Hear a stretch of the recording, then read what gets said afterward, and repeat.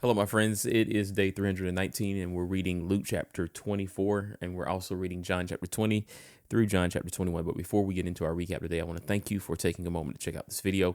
Hopefully, you're finding the yearly Bible reading program enjoyable and a tremendous help for you as you finish off this incredible year reading the Bible. It's kind of hard to even say that. I can't believe that we've already reached the end of the year, and we are just, I guess, 6 or so weeks out from a brand new year. And wow, just amazing to think about. But if you are looking forward to 2026 and you're looking for a reading group, I would love to invite you to join us. We are going to be reading the Bible again in 2026, and we're going to actually be meeting in person to kind of go over the things we're reading about and pray through the things that we're learning. And I think it's just going to be a great time of fellowship.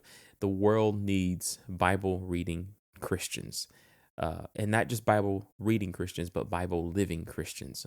We need that in the world. So join us. And I believe it'll be a blessing. Check out www.selflesschurch.org on the home screen there.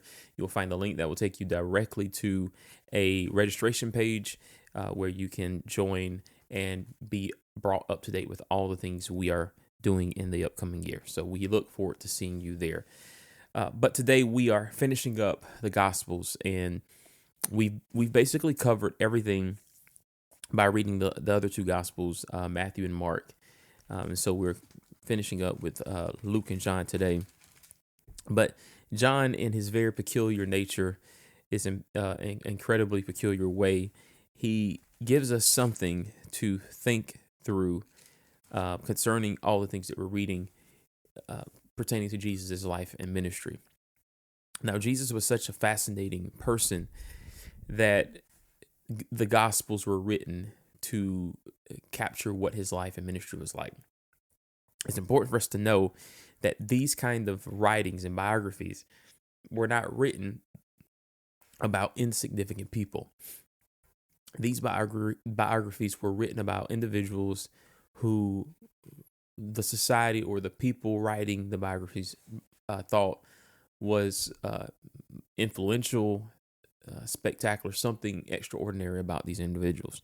Now, when we read this, we not only have one biography, but we have four. We have four biographies of Jesus Christ, and they all tell us something uniquely more nuanced than the other pertaining to one aspect of Jesus' life and ministry.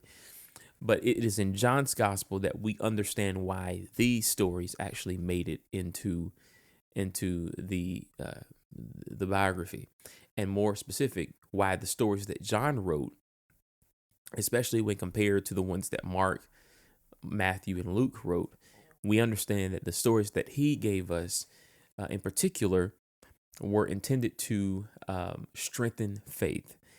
So in chapter 20, verse 30, it says that the disciples saw Jesus do many other miracles in addition to the ones recorded in this book, but these are written so that you may continue to believe that Jesus is the Messiah, the Son of God, and that by believing in him, you will have life by the power of his name.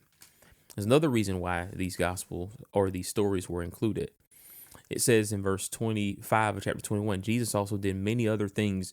If they were all written down, I suppose the whole world could not obtain the books that would be written. So not only did he, as it says in chapter 20, do more things that could have been included in the book, but it shows us that it was so numerous that there are not enough books to contain it. If you understand, that is a way of saying that Jesus' ministry was so monumental that to write it all down would not be a very practical step forward, but rather the point is to give us the things that we need to know about Jesus that will help us understand that he indeed is the Christ. Okay. So when we see all of these things coming together, all these stories, we know that they are intentional. We know that it's not accident. We know that the Spirit has selected these very important characteristics and features of Jesus' ministry for the purpose of leading to faith. Now, it's interesting because we see that in this text, John's gospel includes a particular detail that is incredibly important to how the first century believers viewed Jesus. Many have argued and would argue in the second and third century that Jesus was a sort of subordinate figure and altogether not divine. Well, we see in the Gospels that that's not what his followers thought. It is very clear that the followers of Jesus knew and thought that he was the God of Israel. And we see this in chapter 20, verse 28, when Thomas is found there. He puts his hand in his womb and his side, and he's able to see and confirm that that's Jesus. His response is, "My Lord and my God." My Lord and my God. And it is proof that the apostles, the first believers of that time, when they saw Jesus, they imagined, they believed that they were seeing Israel's God. So we have ample evidence. And listen, the Gospels are credible historical writings that can be depended on. And the testimony of these individuals who are writing can be trusted as well, because there are all sorts of biblical confirmation that what they're saying, as compared to what would have been considered to be a normal way of thinking and writing, that they definitely were writing authoritatively and historically accurately.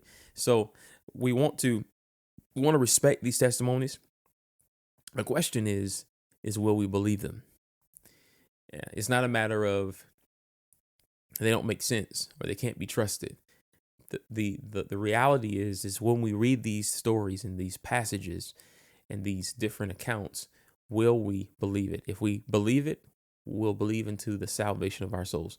If we don't believe it, well, we're going to have to face our Father, our Creator, for that disbelief. But that's the challenge, and that's why we read these Gospels and we understand that there's a big responsibility to those who embrace it, to not just read it, but to believe it. All right.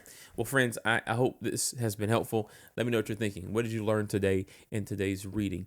Leave it in the comment box below, and I believe it'll help us all. Until next time, thank you for watching. Take care. God bless, and remember, live by the word.